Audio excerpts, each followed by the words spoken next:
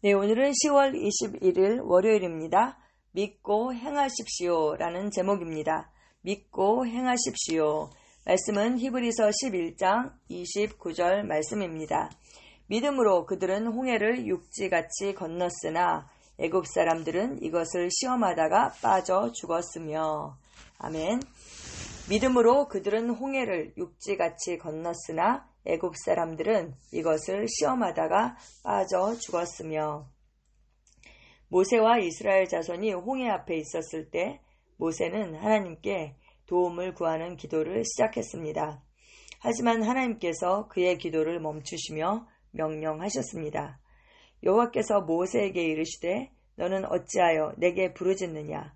이스라엘 자손에게 명령하여 앞으로 나아가게 하고 지팡이를 들고 손을 바다 위로 내밀어 그것을 갈라지게 하라. 이스라엘 자손이 바다 가운데서 마른 땅으로 행하리라. 네, 이렇게 말씀하셨습니다.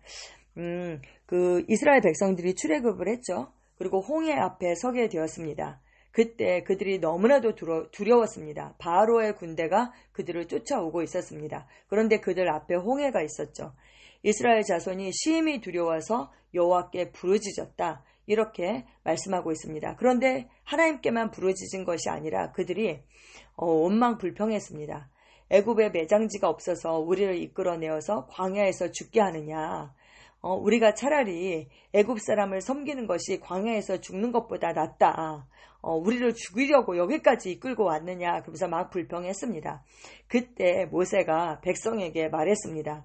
너희는 두려워 말고 가만히 서서 여호와께서 오늘 너희를 위하여 행하시는 그 구원을 보라. 이렇게 얘기했습니다. 그러면서 여호와께서 너희를 위하여 싸우시리니 너희는 가만히 있을지니라. 이렇게 얘기했어요. 네, 맞는 말이죠. 그런데 여호와께서 너희를 위하여 싸우시리니 너희는 가만히 있으라. 이렇게 얘기했거든요. 그랬더니 하나님께서 모세에게 말씀하시는 거예요. 어찌하여 나에게 부르짖느냐. 네가 이스라엘 자손에게 명령해서 앞으로 나아가게 하고 그 네 손에 든 그 지팡이, 그 하나님의 지팡이를 들고 손을 바다 위로 내밀어 그것을 갈라지게 하라. 이렇게 말씀하고 있습니다. 누가 갈라지게 하는 것은 물론 하나님이 하시는 것이지만 그 자기가 가지고 있는 지팡이를 들고 손을 내미는 것, 그 행동하는 것, 믿음의 근거에서 그렇게 행하는 것은 바로 모세가 해야 할 일이었습니다. 그가 이미 그 하나님의 지팡이를 그의 손에 가지고 있었습니다. 그렇게 할 때에 이스라엘 자손이 바다 가운데서 마른 땅으로 행할 것이다. 하나님 그렇게 말씀하셨습니다. 그때 모세가 어떻게 했어요? 예, 순종했습니다. 하나님께서는 모세에게 행동하라고 지시하셨습니다. 그리고 모세가 행동해야 하는 그 순간이었습니다. 하나님께서 무언가를 하실 때까지 기다리는 시간이 아니라 잠잠히 그냥 가만히 서서 기다리는 시간이 아니라 모세가 바다 위로 손을 내밀어 갈라놓을 시간이었습니다. 모세는 어떻게 했을까요? 아니요, 지팡이를 내민다고 뭐가 됩니까? 이렇게 하지 않았죠. 예, 모세는 이미 그 지팡이를 던졌을 때 뱀이 됐잖아요.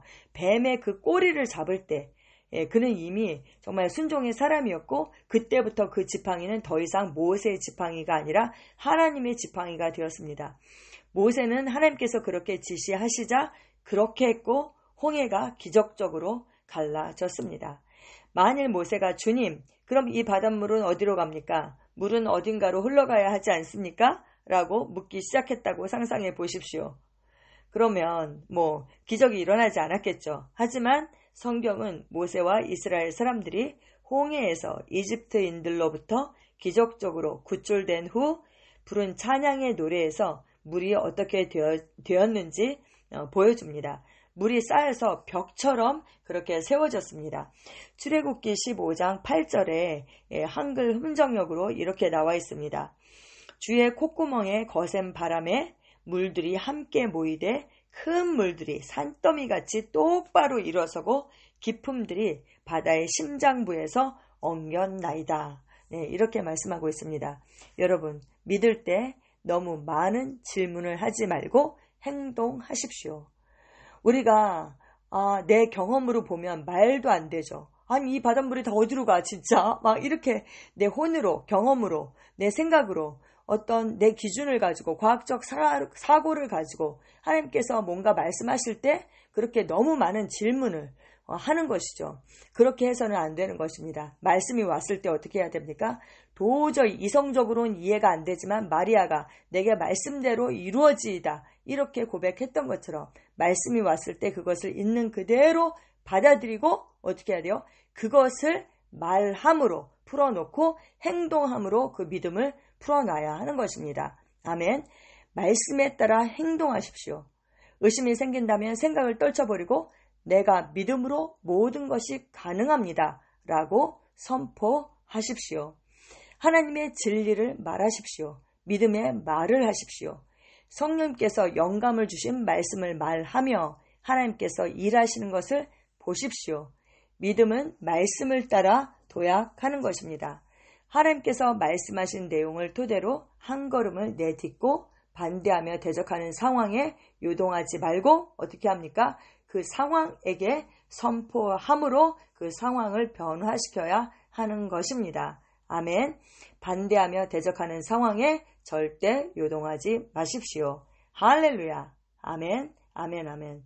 네, 우리는 의인이죠. 의인의 행보는 믿음의 행보입니다. 우리는 보는 것으로 살지 않고 믿음으로 삽니다.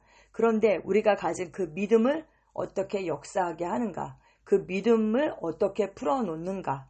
예, 그 믿음을 우리가 가진 믿음을 말함으로 그리고 행함으로 우리가 가진 믿음을 풀어놓습니다. 아멘. 아멘. 아멘.